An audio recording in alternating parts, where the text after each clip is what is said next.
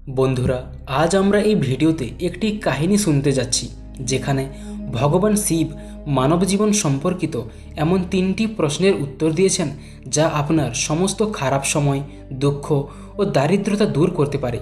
তো চলুন ভিডিওটি শুরু করা যাক। একবার মাতা পার্বতী মনুষ্য রূপে মর্তভূমিতে বিচরণ করছিলেন এবং যেতে যেতে তিনি শুনতে পেলেন একটি বালক তার পিতাকে জিজ্ঞেস করছে, হে পিতা, আপনি কি আমার 3টি প্রশ্নের উত্তর দিতে পারেন? পিতা বললেন, কি প্রশ্ন পুত্র? পিতা, আমার প্রথম প্রশ্নটি হলো যে কে কার ভাগ্যের খায়। দ্বিতীয় প্রশ্নটি হলো এই দুনিয়ার সবথেকে শক্তিশালী বস্তু কি? আর তৃতীয় প্রশ্নটি হলো যে ব্যক্তি কথা দিয়ে কথা রাখতে পারে না তার পরিণতি কি হয়? তখন পিতা বললেন, পুত্র, এই গভীর প্রশ্নের উত্তর আমি জানি না, তুমি গিয়ে তোমার গুরুকে জিজ্ঞেস করো। মাতা পার্বতী এই কথা শুনে তৎক্ষণাৎ কৈলাসে ফিরে এলেন এবং ভগবান শিবকে জিজ্ঞেস করলেন, হে স্বামী, আজ মর্তে বিচরণ করার সময় আমি এমন 3টি প্রশ্নের সম্মুখীন হয়েছি যা আমাকেও বিচলিত করেছে এবং আমি তার উত্তর আপনার কাছ থেকে জানতে চাই। তখন মহাদেব বললেন, কি প্রশ্ন দেবী পার্বতী? তখন মাতা পার্বতী বললেন, প্রথম প্রশ্নটি হলো কে কার ভাগ্যের খায়। দ্বিতীয় প্রশ্নটি হলো দুনিয়ার সবথেকে বলবান বস্তু কি? তৃতীয় প্রশ্নটি হলো কথা দিয়ে কথা না রাখলে তার পরিণতি কি হয়? ভগবান শিব এই 3টি প্রশ্ন শুনে মাতা পার্বতীকে বললেন, হে দেবী, আপনি খুবই উত্তম প্রশ্ন করেছেন এবং এই প্রশ্নের উত্তর সমস্ত মানুষদের জানা উচিত। হে দেবী, আমি আপনাকে এই 3টি প্রশ্নের উত্তর একটি কাহিনীর মাধ্যমে দিব। দয়া করে আপনি সেটিকে সম্পূর্ণ শুনবেন। অর্ধেক কাহিনী শুনে আপনি এটির অমর্যাদা করবেন না, তাই এটিকে মনোযোগ সহকারে সম্পূর্ণ শুনুন। ভগবান শিব বলা শুরু করলেন, অনেক দিন আগের কথা, একটি গ্রামে একটি বিশাল বটগাছ ছিল এবং সেই বটগাছে একটি বাজ পাখি বাস করত এবং তার ঠিক কয়েক হাত দূরে একটি মাটির গর্তে একটি সাপের বাস ছিল। একদিন সেই সাপটি গর্ত থেকে বেরোনোর চেষ্টা করছিল এবং সেই বাজ পাখি গাছের ওপর থেকে বসে সব লক্ষ্য রাখছিল। যখনই সাপটি গর্ত থেকে পুরো বেরিয়ে এলো তখন সেই বাজ পাখি হঠাৎই তার উপর আক্রমণ করলো। সাপ কোনোভাবে নিজেকে বাঁচিয়ে ভয়ে আবার সেই গর্তেই ঢুকে গেল এবং কিছুক্ষণ গর্তের ভিতর থেকে সে আবার মুখ বের করে দেখতে লাগলো যে বাজটি এখনও সেখানে আছে নাকি চলে গেছে। এবং যখনই সাপ আবার মুখ বের করেছে, বাজটি আবার তার উপর ঝাঁপিয়ে পড়ল এবং কোনো উপায় না দেখতে পেয়ে সেই সাপটি আবার সেই গর্তের ভিতর ঢুকে বসে থাকলো। বাজটি মনে মনে ভাবছিল যে যখনই এই সর্প বের হবে আমি তখনই তাকে আমার ভোজন বানাবো।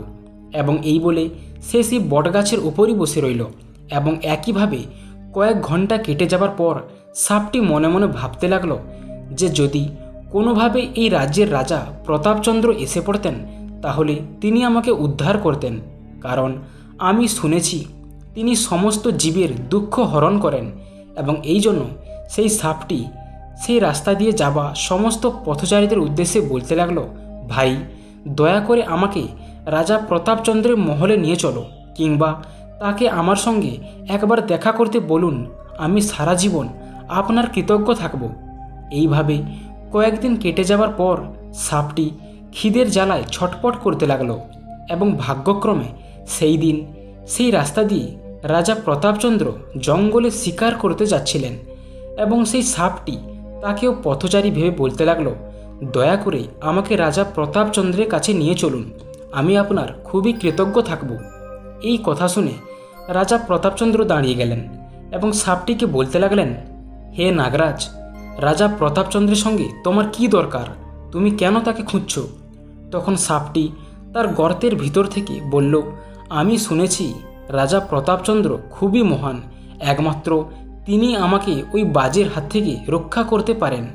বাজটি আমাকে বাইরে বেরোতে দেয় না, যখনই আমি বাইরে বেরোই তখনই সে আমার উপর ঝাঁপিয়ে পড়ে, তাই দয়া করে আমাকে রাজার কাছে নিয়ে চলুন। এই কথা শুনে রাজা প্রতাপচন্দ্র বললেন, হে নাগরাজ, আমি রাজা প্রতাপচন্দ্র, বলো আমি তোমার কষ্ট কিভাবে দূর করতে পারি? তখন সাপটি বলল, হে মহারাজ, যেরকম আপনি চান সেরকমই করুন, কিন্তু দয়া করে আমাকে এই সমস্যা থেকে উদ্ধার করুন, না হলে একদিন ওই বাজ আমাকে মেরে ফেলবে। রাজা বললেন, হে নাগরাজ, তুমি চাও তো আমি তোমাকে এই বনের অনেক দূরে কোথাও ছেড়ে দিয়ে আসতে পারি। সাপটি বলল, হে মহারাজ, যখন আপনি আমাকে এখান থেকে বের করে দূরে কোথাও ছেড়ে দিয়ে আসবেন, তখন সেই বাজটি সব দেখতে পেয়ে যাবে এবং সেখানে গিয়ে সে আমাকে ভক্ষণ করবে। তাই হে রাজন, দয়া করে আমাকে আপনি আপনার শরীরে কোথাও লুকিয়ে নিন। আপনি আমাকে আপনার পেটে জায়গা দিন।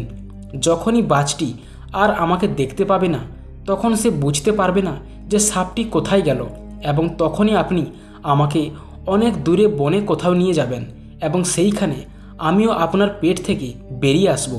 তখন রাজা বলল, ঠিক আছে, তাহলে তুমি আমার পেটের ভিতরে প্রবেশ করে যাও। এবং এই বলে রাজা তার মুখ খুলল এবং সাপটি তার মুখ দিয়ে রাজার পেটে প্রবেশ করল। এরপর রাজা বনের উদ্দেশ্যে রওনা হলেন। যখন রাজা প্রতাপচন্দ্র বনের অনেক ভিতরে চলে এলেন এবং একটি খালি জায়গা দেখতে পেলেন, তখন সাপটিকে বললেন, হে নাগরাজ, এখন আমরা বনের অনেক ভিতর চলে এসেছি। দয়া করে এবার আমার পেট থেকে নেমে আসুন। এখানে আপনাকে কোনো বাজ দেখতে পাবে না। এই কথা শুনে সাপটি বলল, না মহারাজ, এখন আমি আর আপনার পেট থেকে নামব না। রাজা বললেন, হে নাগরাজ, এ আপনি কি বলছেন? আপনি আমাকে কথা দিয়েছেন যে আপনাকে দূরে বনে নিয়ে আসলে আপনি আমার পেট থেকে নেমে যাবেন। তাহলে এখন কেন আপনি আমার পেট থেকে নামছেন না? তখন সাপ বলল, হে রাজন, আপনার পেটে যে আরামদায়ক অবস্থায় আমি আছি তা ওই গর্তের মধ্যে আমি কোনোদিনই অনুভব করতে পারিনি। তাই এখন থেকে আমি আপনার পেটের ভিতরেই থাকব আর এখান থেকে কোনোদিনও বেরোবো না। রাজা এই কথা শুনে খুবই চিন্তিত হয়ে পড়লেন এবং ভাবতে লাগলেন যে এই সর্প খুবই চতুর এবং দুষ্ট, এর থেকে মুক্তির উপায় নেই। এবং কিছুক্ষণ পরেই সেই সাপের প্রভাবে রাজার পুরো শরীর বিষাক্ত হয়ে উঠল এবং তার শরীর থেকে রক্ত বের হতে লাগলো। রাজা এতটাই দুর্বল হয়ে পড়ল যে তার হাঁটার ক্ষমতাই রইল না। তাই তিনি মনে মনে ভাবতে লাগলেন যে এই অবস্থায় আমি কোনোভাবেই আমার রাজধানীতে ফিরতে পারবো না। তাই আমাকে এখানে থেকেই এই সাপের থেকে মুক্তি পেতে হবে। এবং এই ভেবে তিনি একটি বড় গাছের নিচে এসে শুয়ে পড়লেন এবং যন্ত্রণায় কাতরাতে লাগলেন। জঙ্গল থেকে একটু দূরেই রূপস্থী নামক একটি রাজ্য ছিল, যার রাজা ছিলেন মহারাজ ধ্বজ। সেই রাজার 3টি কন্যা ছিল এবং রাজা ধ্বজ খুবই অহংকারী রাজা ছিলেন। তিনি একদিন তার কন্যাদের ডেকে জিজ্ঞেস করলেন যে তোমরা কার ভাগ্যের খাও? তখন তার 2টি কন্যা বলল, হে পিতা, আমরা তো আপনার ভাগ্যের উপর নির্ভর করে আছি, তাই আমরা আপনার ভাগ্যের খাই। কিন্তু তার আরেকটি কন্যা, যার নাম ছিল চিত্রা, সে বলল, না পিতা, আমি কারোর ভাগ্যের খাই না, আমি তো আমার নিজের ভাগ্যের খাই। এই কথা শুনে রাজা তার উপর খুবই রেগে গেলেন এবং সঙ্গে সঙ্গে রাজ্যে ঘোষণা করলেন যে তার 2টো মেয়ের বিবাহ যেন কোনো এক রাজপুত্রের সঙ্গে দেওয়া হয় এবং তার আরেকটি মেয়ের বিবাহ যেন রাজ্যের কোনো এক ভিক্ষুকের সঙ্গে দেওয়া হয়। এবং এই বলে তিনি তার 2টি মেয়ের বিবাহ আলাদা আলাদা রাজ্যের রাজাদের সঙ্গে দিয়ে দিলেন এবং তার ছোট মেয়ে চিত্রার জন্য এক ভিক্ষুকের সন্ধান করতে লাগলেন। রাজার ব্রাহ্মণ ও মন্ত্রী সেই ভিক্ষুকের সন্ধান করতে করতে ওই জঙ্গলে এসে পৌঁছল, যেই জঙ্গলে রাজা প্রতাপচন্দ্র অসুস্থ হয়ে পড়ে রয়েছেন। ব্রাহ্মণ তাকে দেখতে পেয়ে বলল, মন্ত্রীমশাই, এই অসুস্থর মতো আর ভালো ভিক্ষুক হতে পারে না, তাই চলুন একেই আমরা আমাদের রাজ্যে নিয়ে যাই আর রাজকুমারী চিত্রার সঙ্গে বিবাহ করিয়ে দেই। কিন্তু তারা দুজন যখন রাজার কাছে গেলেন, তখন তারা দেখল যে রাজার শরীর থেকে রক্ত বেরোচ্ছে। তাই তারা রাজাকে কেউ স্পর্শ করল না।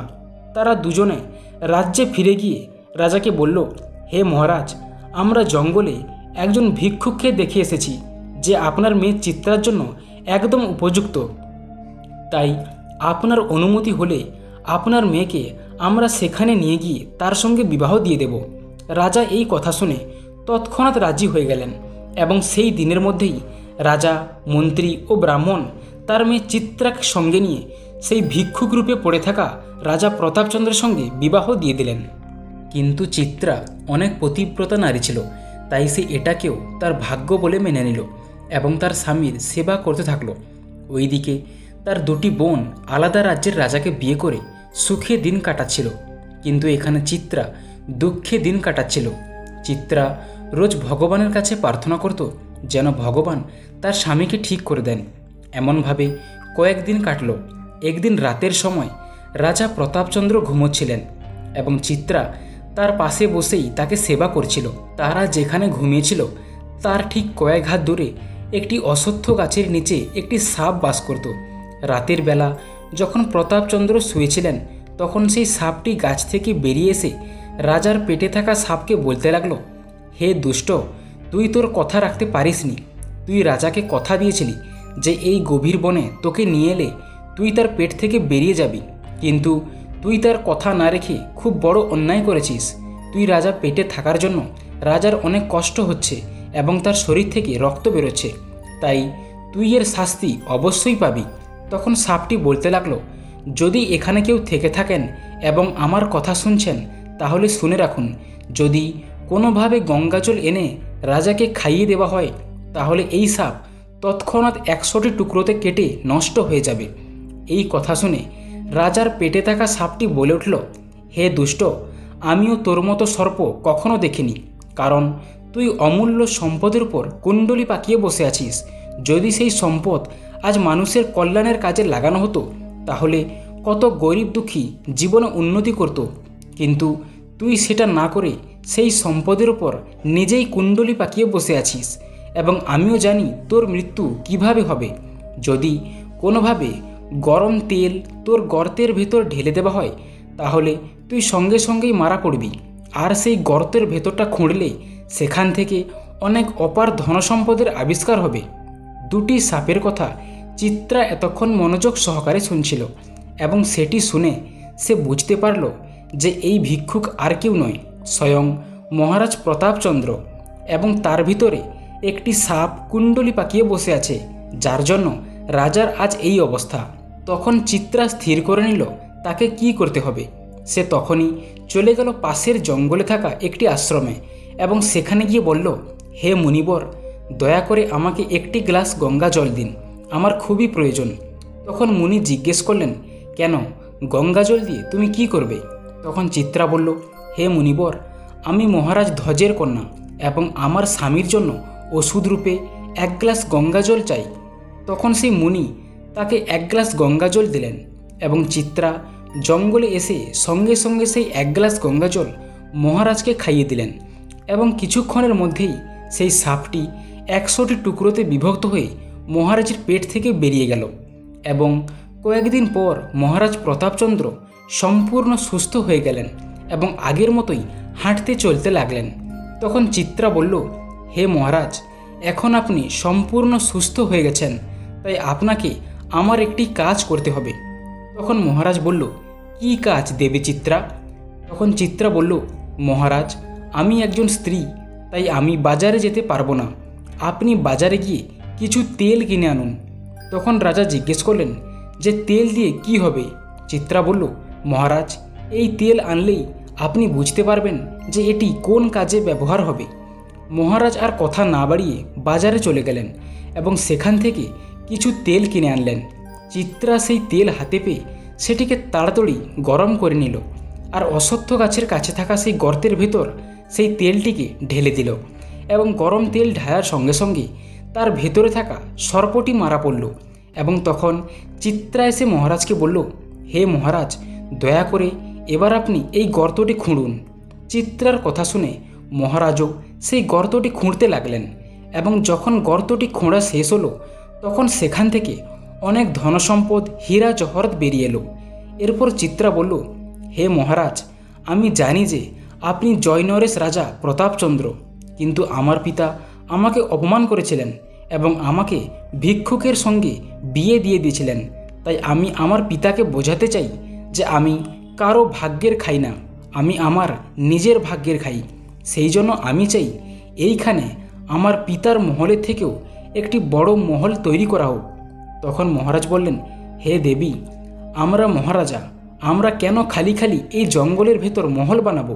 তার চেয়ে বরং চলো আমরা আমাদের রাজ্যে ফিরে যাই, সেখানে আমি তোমায় অনেক ভালো রাখবো। কিন্তু অনেক বোঝানোর পরও চিত্রা মানল না, তাই মহারাজ বাধ্য হয়ে সেই জঙ্গলের ভেতর একটি দারুণ মহল তৈরি করলেন। তখন চিত্রা মহারাজকে বললেন, হে মহারাজ, এই মহলটি তৈরি করে আমি আমার পিতাকে বোঝাতে চাই যে সবথেকে বলবান হলো সময়। সময়ের থেকে বলবান আর কেউ নয়। যার সময় ভালো থাকবে সে আগেই এগিয়ে যাবে, এবং যার সময় খারাপ থাকবে সে সবসময় পিছিয়ে থাকবে। এবং এর কিছুদিনের মধ্যেই রাজা ধ্বজের রাজ্যে একটি অন্য রাজা আক্রমণ করল, এবং রাজা ধ্বজ সেই যুদ্ধে পরাজিত হলেন। তিনি প্রাণ বাঁচাতে তার পরিবারকে নিয়ে সেই বনে এসে উঠলেন, যেই বনে মহারাজ প্রতাপচন্দ্র ও দেবী চিত্রা বসবাস করছিলেন। খিদের জ্বালায় অনেক দিন ঘুরতে ঘুরতে তার অবস্থা খারাপ হয়ে গেছিল। তার শরীরে কোনো বস্ত্র ছিল না। সে ভিক্ষুকের মতো ঘুরতে ঘুরতে দেবী চিত্রার প্রাসাদের সামনে দিয়ে যাচ্ছিলেন, এবং চিত্রা প্রাসাদের ভেতর থেকে তার পিতাকে দেখতে পেয়ে চিনতে পারল। তখন সে তার একটি সেবককে বলল যে সেই ব্যক্তিকে তার মহলে নিয়ে আসতে। এবং যখন সেই সেবক রাজা ধ্বজের কাছে এসে তাকে মহলে যেতে অনুরোধ করল, তখন রাজা ভাবতে লাগলেন যে ইনি আবার কে এবং কেনই বা আমাকে তার মহলে ডাকছেন। কিন্তু তিনি খিদের জ্বালায় এতই ছটফট করছিলেন যে কোনো কিছু না ভেবেই তিনি সে মহলে প্রবেশ করলেন। এবং মহলে প্রবেশ করতে তিনি তার কন্যা চিত্রাকে চিনতে পারলেন। এবং চিত্রা তখন বলতে লাগলো, পিতা দেখুন, আমি আপনাকে বলেছিলাম যে আমি আমার ভাগ্যের খাই, আপনার ভাগ্যের না। আপনি আমাকে দুঃখী রাখার জন্য একজন ভিক্ষুকের সঙ্গে বিবাহ দিয়েছিলেন, কিন্তু আমার ভাগ্যে রাজসুখ লেখা ছিল, এবং আমার স্বামী কোনো ভিক্ষুক নয়, তিনি জয়নয়েশ রাজা প্রতাপচন্দ্র। এই কথা শোনার পর রাজা ধ্বজ তার ভুল বুঝতে পারলেন এবং তার কন্যা চিত্রার কাছে ক্ষমা চাইলেন। এবং তিনিও স্বীকার করলেন যে এই দুনিয়ায় সবথেকে বলবান জিনিস হলো সময়, আর কেউ কারো ভাগ্যের খায় না, সবাই তার নিজের ভাগ্যের খায়। এবং যে ব্যক্তি কথা দিয়ে কথা রাখতে পারে না তার অবস্থাও সেই রকম হয় যেই রকম রাজার পেটে থাকা সাপের হয়েছিল। এবং এই বলে মহারাজ প্রতাপচন্দ্র ও দেবী চিত্রা রাজা ধ্বজকে তাদের সঙ্গে তার রাজ্যে নিয়ে গেলেন। এবং কিছুদিনের মধ্যেই রাজা প্রতাপচন্দ্র তার সেনাবাহিনী পাঠিয়ে রাজা ধ্বজের রাজ্য পুনরুদ্ধার করলেন। বন্ধুরা, এই গল্প থেকে আমরা জানতে পারি যে আপনি যদি ভাবেন যে কেউ আপনার ভাগ্যের খাচ্ছে, তাহলে আপনি ভুল। সবাই যে যার ভাগ্য নিয়ে জন্মগ্রহণ করেছে। আর যদি কোনো ব্যক্তি সত্যি ও শুদ্ধ মনে ভগবানের আরাধনা করেন, তাহলে তাকে রক্ষা করতে ভগবান স্বয়ং পৃথিবীতে নিচে নেমে আসেন।